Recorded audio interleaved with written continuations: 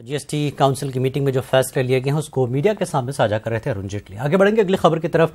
वज़ीर-ए-आज़म नरेंद्र मोदी ने मेरा बूथ सबसे मजबूत प्रोग्राम के तहत तमिलनाडु के बीजेपी वर्करों से खिताब किया। नरेंद्र मोदी ने तमिलनाडु के मुख्तलिफ अजला के बीजेपी कारकुनों से खिताब करते हुए आइंदा होने वाले पार्लिमानी इंतखाबात के लिए अभी से ही तैयारियां शुरू करने की हिदायत दी। वज़ीर-ए-आज़म ने पार्टी कारकुनों की जानिब से पूछे जाने वाले सवालों के जवाब भी दिए। Thank you. Vanakkam to everybody. I am glad to be interacting with you all. This year, we head into elections. I am confident you are working hard for the upcoming polls. People are seeing BJP as a party that can effectively serve the farmers, poor, youngsters, women of the country and the nation.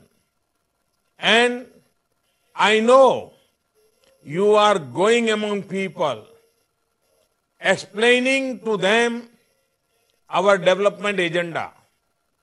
When we have karyakartas like you, we will surely do well in the elections. Never forget, मेरा booth सबसे मजबूत।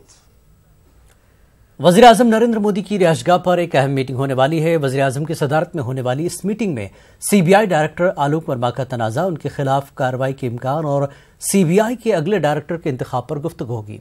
Meeting में वज़ीर-ए-आज़म के साथ साथ supreme court के जज जस्टिस सीकरी और लोकसभा में अपोजिशन लीडर मल्लिकार्जुन खड़गे मौजूद होंगे।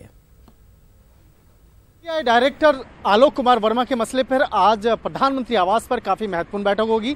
इस वक्त मैं प्रधानमंत्री आवास के ठीक बाहर हूं और अगर बैठक की बात करें तो बैठक आज शाम में तकरीबन 4:30 बजे होगा, जिसकी अध्यक्षता खुद प्रधानमंत्री मोदी करेंगे। हालांकि उस बैठक में सुप्रीम कोर्ट के जस्टिस सीकरी भी होंगे और इसके साथ ही नेता विपक्ष मल्लिकार्जुन खड़गे भी होंगे।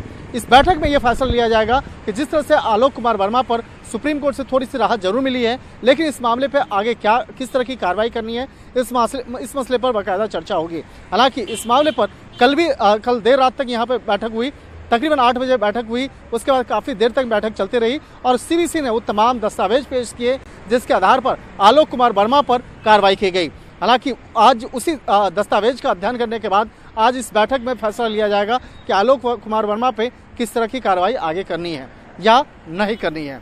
हालांकि इसके साथ साथ इस एजेंडे में एक और महत्वपूर्ण बात पर चर्चा होगी, वो है सीबीआई के अगले डायरेक्टर किसको बनाना है, क्योंकि यही जो टीम है वो आगे इस मामले पे फैसला करेगी। आलोक कुमार वर्मा 31 जनवरी को रिटायर हो रहे हैं, लिहाजा अब नए डायरेक्टर बनाने की भी जो कवायद शुरू हो गई है। हालांकि इस मामले में चीफ जस्टिस भी उस मीटिंग में होते हैं, लेकिन चीफ जस्टिस की तरफ से जस्टिस सीकरी आए हैं और आज इस महत्वपूर्ण बैठक में बाकायदा वो हिस्सा लेंगे।